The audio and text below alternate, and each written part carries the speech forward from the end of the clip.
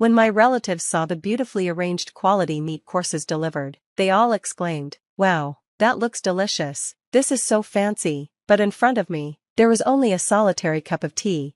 My mother-in-law peeked out from behind the door, grinning in a sly, almost childish way. How typical, I thought. Even today, she couldn't resist trying to torment me. I blurted out, "It's been so long since the family got together. Delicious food should be enjoyed by everyone in the family, right?" But her food grudges were legendary, and I decided it was time to teach her a lesson.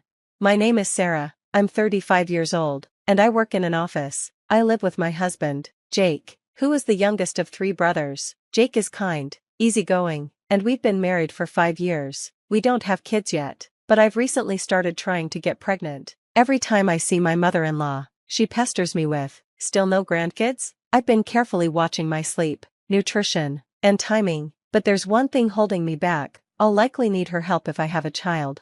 She's almost 66, divorced, and living alone, but she's still active and works part-time. Despite that, it's clear she despises me. To her, I'm the woman who stole her precious youngest son. Once, when Jake and I visited her, he stepped away to use the bathroom. The moment he left, she shot me a sharp look and said, "Sarah, hasn't Jake gained weight?" I shook my head. "I don't think so." "Oh, he definitely has. It's your duty to keep your husband healthy. If he gains weight, he'll get sick." "What are you feeding him? Greasy junk food?" I was dumbfounded. I try to prepare balanced meals, and besides, I can't control what Jake eats at work or when he's out with friends. Maybe it would be more effective to mention this to him directly, I said, trying to stay calm. "What? That would hurt his feelings. It's your job to look after him." I sighed inwardly. Do I really have to babysit a grown man? When Jake returned, I asked him outright, "Honey, have you gained weight recently?" "Huh? No, actually, I've lost a little," he said. The air froze. My mother-in-law's face turned pale as she snapped, "Lost weight? Sarah, are you starving him?" She suddenly flipped her accusation, claiming I wasn't feeding him enough. Jake looked bewildered. "Mom, that's not true. Everything's fine." But she was relentless. "If people start gossiping that you're a terrible wife because Jake looks too skinny, it'll be your fault." Sarah. I was speechless. Whether Jake gains or loses weight, I'm the one getting blamed. The tea-only dinners. Visiting her house for dinner is no better. She insists we come over often, so we do, mostly out of politeness. She serves beautifully plated seasonal dishes, fresh raw fish, seasonal vegetables, warm corn soup, and fried rice. Everyone is served, except me. All I get is a cup of tea. Once, I tried to clarify. I didn't say I wasn't hungry." "Oh, but you said you didn't want anything, didn't you?" she said, feigning innocence. "I didn't say that."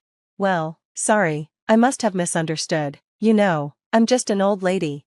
At first, I believed her, but the pattern repeated every time. She'd apologize with her classic line, "I'm just a forgetful old woman," leaving me unable to call her out without looking petty.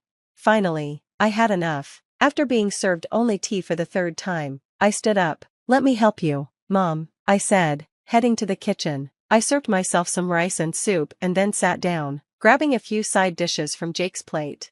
She frowned. "Sarah, I told you to stay out of the kitchen, and now you're taking your husband's food?" I smiled sweetly. "Your cooking is just so delicious." I couldn't resist. Jake looked uncomfortable, but finally spoke up. "Come on, Mom, this isn't like you. There's no reason to give Sarah a hard time." "Oh, no, it's not like that," she stammered. "It was just an old habit. I must have miscounted." Her excuse was weak, and I was now sure her actions were deliberate. Turning the tables, the next time we visited, she prepared chicken and eggs for the main course, foods I couldn't eat because of allergies. When I stared at my cup of tea, wondering what to do, Jake stepped in. "Mom, you remember Sarah can't eat chicken and eggs, right? Did you make something else for her?" Caught off guard, she stammered, "Oh, of course, I thought I'd order takeout for her." "Sarah, pick whatever you'd like." I smiled. "Thank you, I'll have fries." Her face twitched, but she couldn't back out. When the fries arrived late, I savored them, ignoring her displeasure. Small victories like these remind me to stay resilient. One day, I'll do more than just hold my ground. I'll teach her that respect goes both ways. I slightly regretted ordering fries. I knew my mother-in-law wouldn't let it slide and would probably make some snide comment like, "Fries are for children." I also decided not to mention that I could eat eggs as long as they weren't raw. There was no point in giving her ammunition. The petty battle between us continued. Once, I proudly brought over some homemade dishes under the guise of sharing. I prepared seasoned rice and simmered vegetables, packing them neatly in a container. I thought, if there's no meal for me, at least I can eat this. But my mother-in-law was one step ahead. Why did you bring something so dirty? She asked, frowning in exaggerated disgust. Dirty? I was taken aback. The rice and vegetables, everything's brown. You should think about presentation, she sneered, sounding like a self-proclaimed aristocrat. But it's delicious, I countered. I came up with the recipe myself. You really have no taste, she said bluntly, so careless and no sense of refinement at all. For some reason, this time she didn't hold back and insulted me outright. Then, as if to add insult to injury, she picked up my container and dumped its contents into the trash. It had gone bad, she said with a dismissive wave. My anger boiled over. That's not possible. At that moment, Jake walked in. What's going on? Why are you shouting? My mother-in-law's fierce expression instantly morphed into a sweet smile. Oh, Sarah's cooking had gone bad, so I threw it out. Jake frowned. That's too bad, it's usually so tasty. Tasty? That brown food? She muttered under her breath. I was livid. Wasting food is something I simply cannot forgive. That day, as usual, I had only tea. I drank it down defiantly while my mother-in-law smirked, clearly enjoying my frustration. A festive family gathering. A week later, we all gathered for my niece's birthday. Jake's 3 brothers, their families, and several relatives we hadn't seen since our wedding were there. The atmosphere was lively, with laughter and chatter filling the air. The tables were pushed together in the recreation room, creating a long banquet setup. My mother-in-law spared no expense for the occasion. The table was lavishly set with appetizers, soup, salad, steak, mashed potatoes, and desserts, all restaurant-quality dishes. Everyone marveled at the spread, exclaiming, "Wow, this looks amazing, and so luxurious." Pleased with the praise, my mother-in-law said, I indulged, because it's been so long since the whole family got together. Let's enjoy these delicious dishes together. But at my seat, as always, there was only tea. My mother-in-law peeked out from behind a sliding door, smirking at me. Even on such a joyous occasion, she found a way to torment me. I felt conflicted. If I pointed out the lack of food at my place, the relatives, unaware of her antics, might offer to share their dishes, which would only give her an excuse to say, "Oh, I must have forgotten, silly me," and then, she'd likely whisper behind my back, "Sarah's so greedy." As I sipped my tea, anger bubbled inside me. I wanted her to admit her pettiness and apologize. Instead, she continued smirking, relishing my discomfort.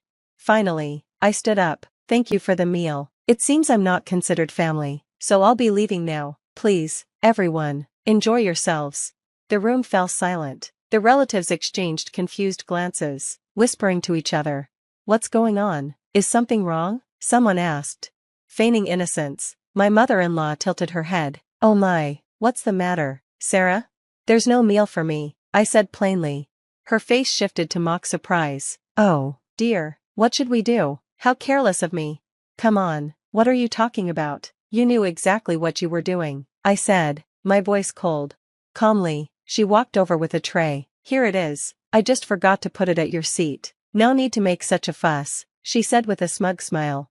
I looked down at the tray, and my stomach sank. It wasn't the steak and sides everyone else had. Instead, it was filled with egg salad, thick omelets, and pudding, all things I couldn't eat due to my egg allergy. My hands trembled. This was deliberate. Jake noticed and stepped in. "Mother, this is terrible. You know Sarah's allergic to eggs."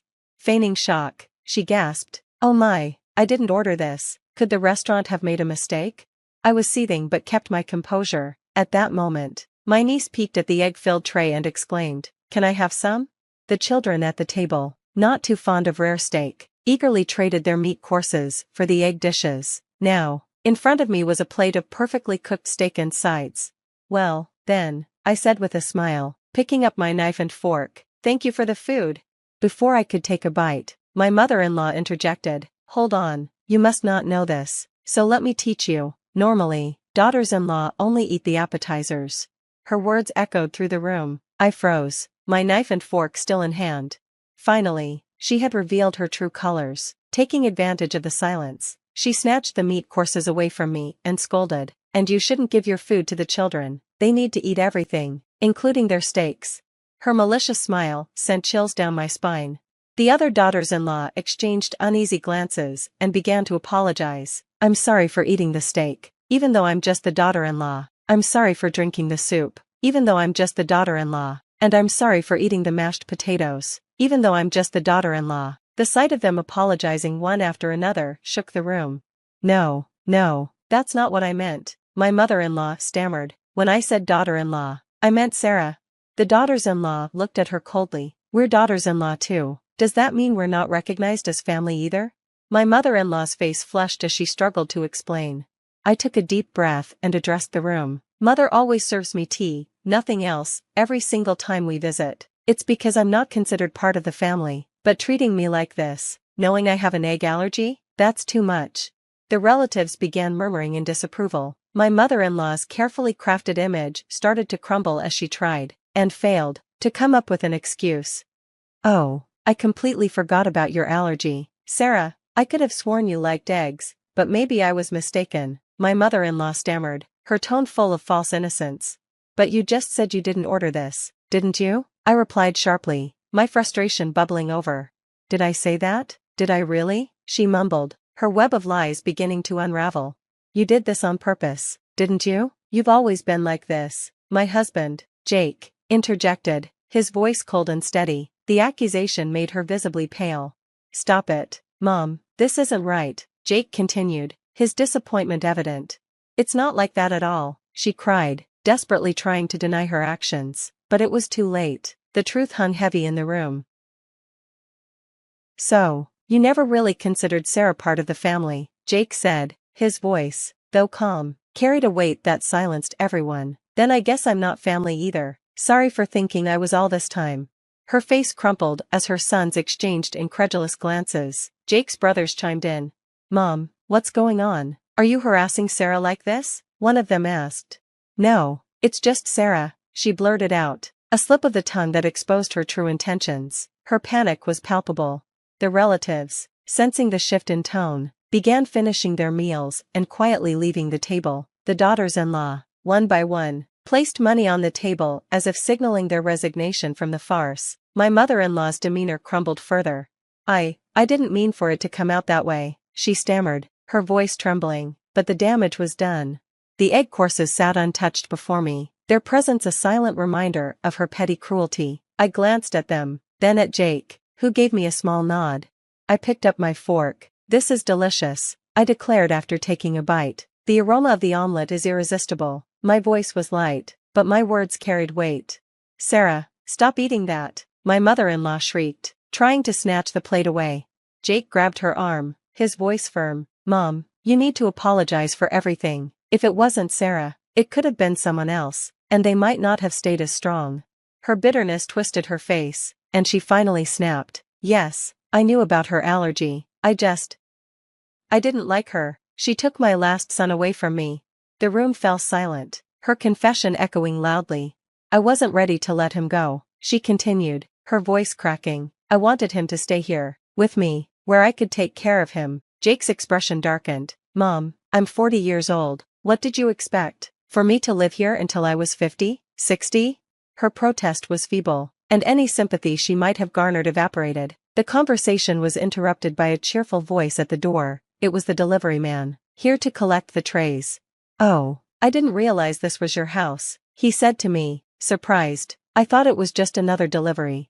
I smiled politely. It's my in-laws' house, but I recognized your restaurant's dishes right away from the taste. I've been a frequent customer. My mother-in-law's confusion grew as she listened. Wait, what do you mean? She asked, her voice faltering. I said, meeting her gaze. I've been stopping by his restaurant because you never prepare food for me. The delivery man, oblivious to the tension, chuckled. Oh, so this is the famous mother-in-law I've heard about, the one who forgets her daughter-in-law's meals. Her face turned ashen. That's enough, she snapped, trying to shut the door on him, but the damage was already done.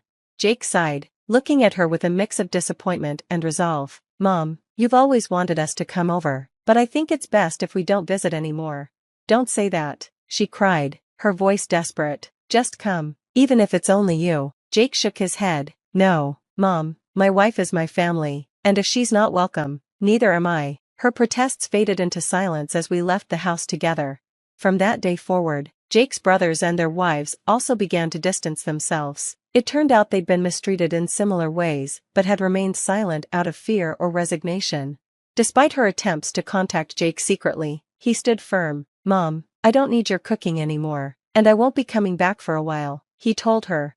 Over time, the bonds between her and her family frayed, her actions leaving her isolated. Meanwhile, Jake and I looked forward to a brighter, happier chapter, one built on mutual respect, love, and, of course, delicious meals shared as a family.